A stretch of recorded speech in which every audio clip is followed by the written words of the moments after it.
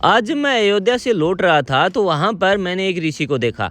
वह उबलते हुए पानी में अखरोट को डाल रहे थे। तो मैं उनके पास गया और मैंने उनसे कहा कि अरे ये आप क्या कर रहे हैं? भला इस तरीके से अखरोटों को उबलते हुए पानी में कौन डालता है? ऐसे तो हमारे सारे के सारे अखरोट खराब हो जाएंगे और ये हमारे किसी काम के भी नहीं रहेंगे। तो ऋषि बोलते हैं कि कुछ खराब नहीं होगा बेटा, मैं एक बहुत ही कमाल की चीज़ बना के तैयार कर रहा हूँ और इसका इस्तेमाल मैं पिछले 50 सालों से भी कर रहा हूँ। मैंने बोला ऐसी कौन सी खास चीज़ बना के आप तैयार कर रहे हैं और इसका इस्तेमाल आप 50 सालों से कर रहे हैं? तो मैंने बोला मुझे भी आप इस चीज़ के बारे में बताइए, क्या बताइए मेरे भी काम आ जाए। तो ऋषि बोलते हैं कि बेटा ये तुम्हारे काम आएगी नहीं, बल्कि हर एक को इस चीज़ का इस्तेमाल करना चाहिए।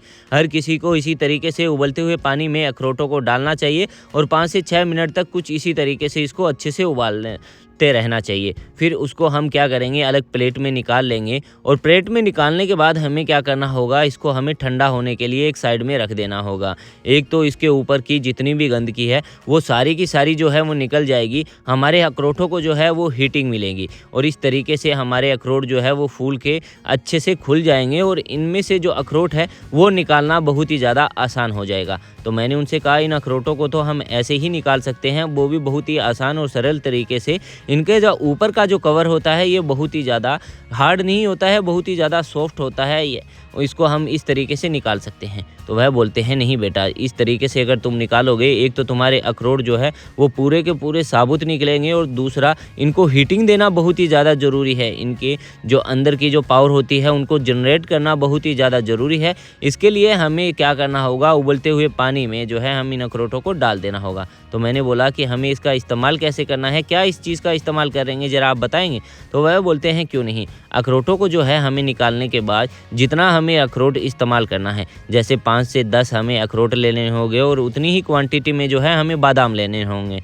इन दोनों चीज़ों को जो है हमें क्या करना होगा, इस तरीके से जो है किसी भी तवे के ऊपर, पैन के ऊपर, किसी के अंदर भी हमें रोस्ट कर लेना होगा।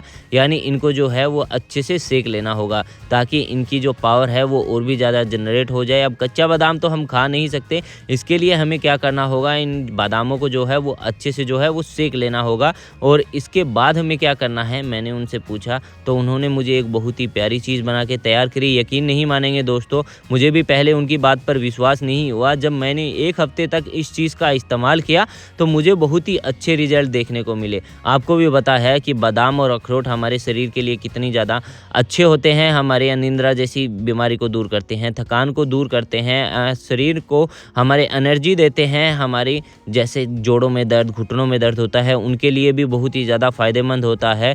शरीर में हमारे कमज़ोरी नहीं आने देते हैं और हमारे जो शरीर के लिए है बहुत ही ज़्यादा फ़ायदेमंद होते हैं। फिर हमें उन्होंने बताया कि इस तरीके से किसी भी कद्दूकस में की मदद से हमें इस तरीके से डाल लेना होगा। अगर आपके पास दोस्तों मिट्टी वाला बर्तन है कद्दूकस करने के लिए तो मैं आपको सजेस्ट करूँगा कि आप उसी का इस्तेमाल कीजिए, क्योंकि उन्होंने मुझे यही बताया था कि मिट्टी के बर्तन में यह ज़्यादा और भी ज़्यादा पावरफुल होती है। मेरे पास मिट्टी का बर्तन था नहीं कोई भी, तो मैंने आपको इस कद्दूकस में आपको इसको मैं अच्छे से कूट के हमें क्या करना होगा, इस तरीके से जो है एक पेस्ट बना लेना होगा। जैसे जैसे मैंने उन्होंने मुझे बताया वैसे वैसे मैं आपके साथ इस चीज़ को शेयर कर रहा हूँ और ये आप अपने घर में किसी भी बुजुर्ग को, अपने बच्चों को खिला सकते हैं। और कुछ इस तरीके से आपको जो है एक दरदरा जो पेस्ट है वो घर पे बना के तैयार कर लेना होगा, जितना आप रोज़ाना चाहें, या फिर इस चीज़ को आप लंबे समय तक स्टोर भी करके रख सकते हैं।